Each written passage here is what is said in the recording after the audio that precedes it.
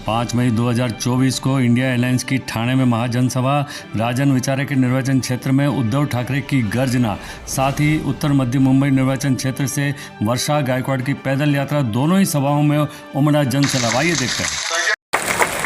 संजय राऊत पण तसेच भर बोलतात, स्वराज्य हा माझा जन्मसिद्ध हक्क आहे, तो मी मिळवणारच.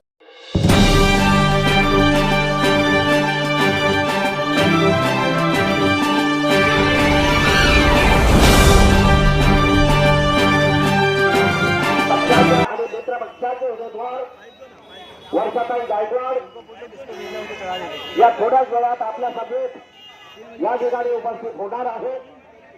आपण सर्वांना नम्र विनंती आहे, जे कार्यकर्ते इकडे तिकडे विखुरून गेले असतील त्यांनी गाडीच्या जवळ यायचं आणि थोड्याच वेळात पदयात्रेला सुरुवात होणार आहे. ही पदयात्रा बाबा हॉस्पिटलच्या पुढे भारत सिनेमाच्या पासून व्हाईट टर्न घेत आकाश टाकीच्या मार्गे एमआयजी कडे रवाना होणार आहे. तिथून पुढे मसाले लेनच्या मार्गे, सिटी हॉस्पिटलच्या मार्गे हरी मस्जिद कडे येणार आहे. हरी मस्जिद वरून पुन्हा बैल बाजाराच्या दिशेने रवाना होणार आहे.